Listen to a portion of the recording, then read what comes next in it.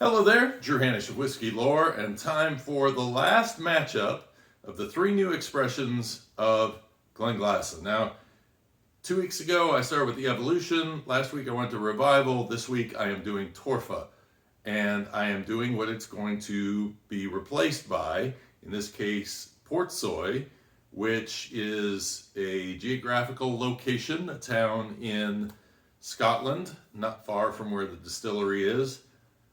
And this one is hard for me because they are taking away my jewel. This is an amazing whiskey. And as soon as I found out they weren't making it anymore, I went to go find bottles and I could not.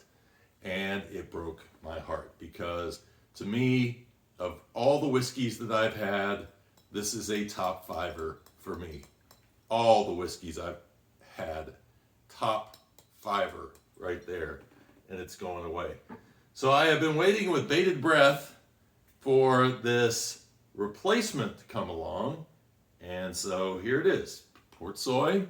This is my little sample bottle that they sent me from the distillery, and I am going to do a comparison tasting with these. Now, why is this a top 5 whiskey for me, Torfa? It is a top 5 whiskey for me because it is so unique. And it has flavors that absolutely hit my sweet spot. Okay, so we're talking about really nice heavy mouthfeel to this, right? It's almost like putting Werther's Original in your mouth and just working it around and getting that kind of creamy texture. It's just a really nice mouthfeel to Torfa.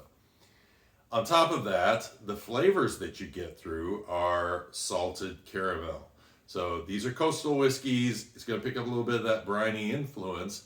And so you got these coastal whiskeys with this very nice caramel note, which I'm assuming is coming from the bourbon barrel. And it is just such a beautiful, rich compliment. It is, man, I was drinking it last night, and I mean, you take a mouthful of it, and it's heaven to me. Just heaven on earth. 50% ABV. The new one is 49.1% ABV. How different are these? Let's dive in and find out. And if you want to learn more about Torfa, you can find out about it on one of my previous videos that I did it, and actually it was in my competition for Best Whiskeys of the Year last year. So what I love about this is that it's much more of like a foresty kind of a smoke that comes through on this. And it goes right along nicely with that brininess from the coastal notes, the caramel coming in, and I even get a little chocolate note on it. Cheers.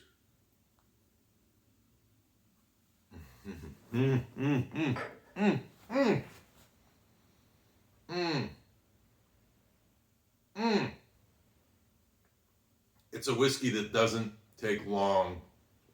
As soon as it hits your palate, this dark chocolate note, and then this beautiful caramel note, a little bit of the brininess, and then as it gets to the finish, it walks you into this wonderful, smoky, dark chocolate note, marshmallows coming through, a little pepper note, but it just lays that dark chocolate, maybe even a little banana note in there. It is wonderful, right? It's just, this whiskey gets better every time I taste it. And it's just one of those whiskeys that is so unique in the world that there's this feeling like, why would you ever try to do something else with this? When you've created a whiskey that is mouthfeel of this, the flavor that is so distinctive on this whiskey and just so good, why mess with it? Well, it's gone. And that's what's replacing it. So I'm going to do a tasting on it. Let's find out what Portsoy is all about. I can promise you right now that when you take a whiskey that is a favorite and you replace it, I have to guard against being overly critical of the next whiskey that I am tasting.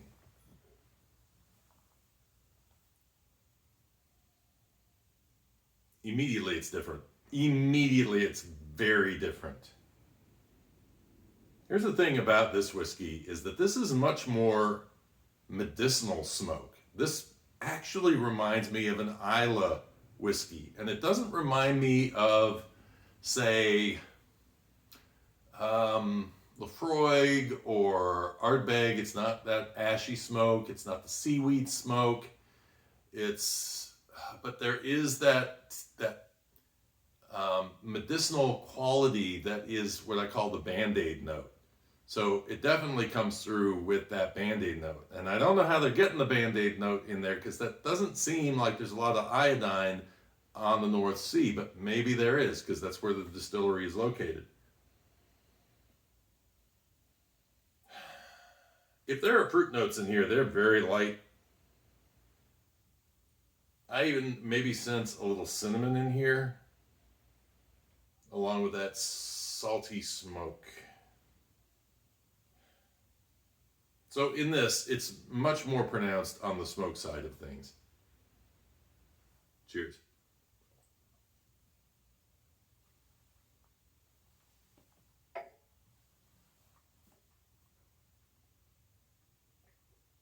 The first thing you do is you go looking for the flavor notes that you love in the other whiskey.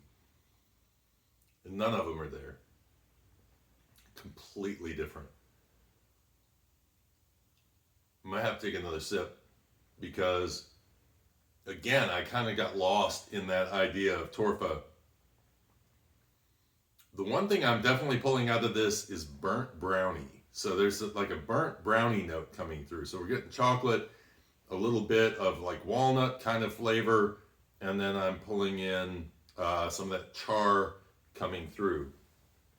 The medicinal character is there. What's interesting is that in Torfa, it's this beautiful chocolate, slightly sweet, and then it jumps into that smoke, and it's such a dramatic unveiling. It's like you just all of a sudden walked out from this from a clear room, opened up the door into smoky room, just one to the next, and it's an interesting unveil. Okay, so now I'm getting maybe a little licorice note in there. Again, not notes that, so I don't know how they drastically changed this, but they definitely did.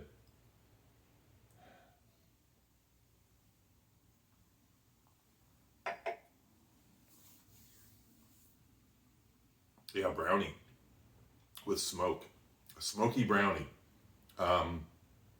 Much darker, much more focused on the smoke. A little bit of tannin towards the end, a little bit of char towards the end, and then that brownie just lays on the top of your palate. So if you like nutty brownies, that's what you're going to taste on this one. There is no caramel that I can taste. The sea salt, maybe it's there, the brininess and that kind of iodine thing going on the nose.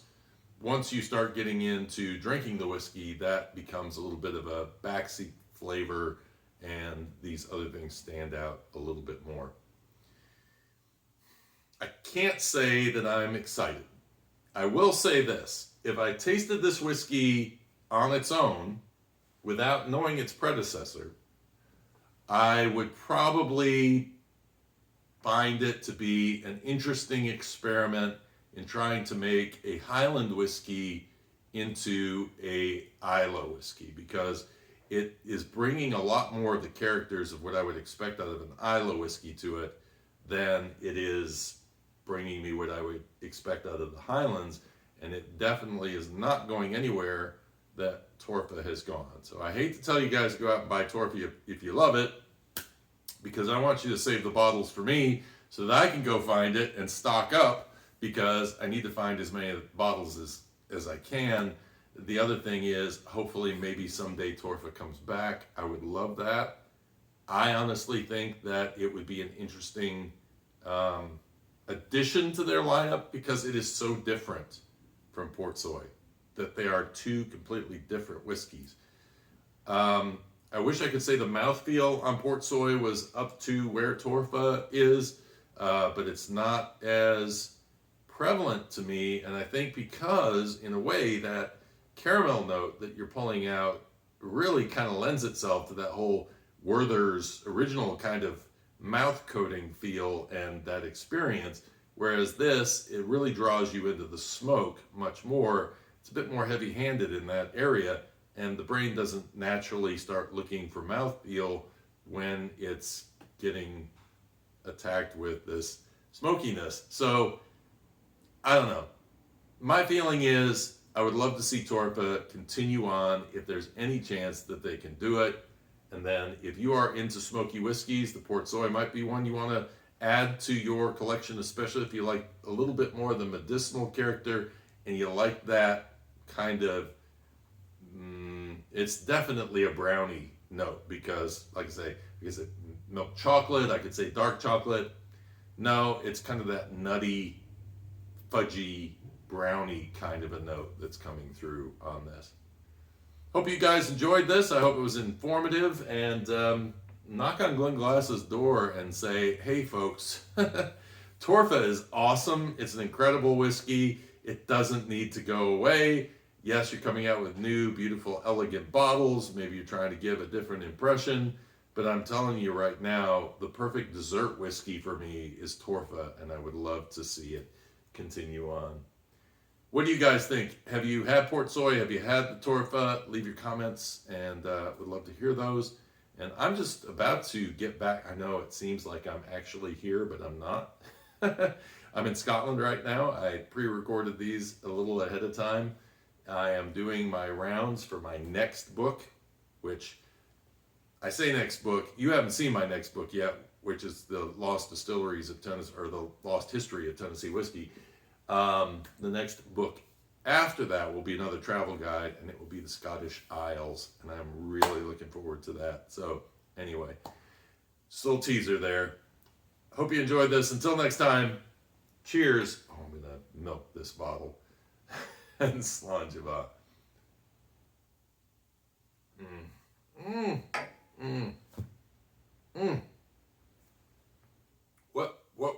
What whiskey makes you do that?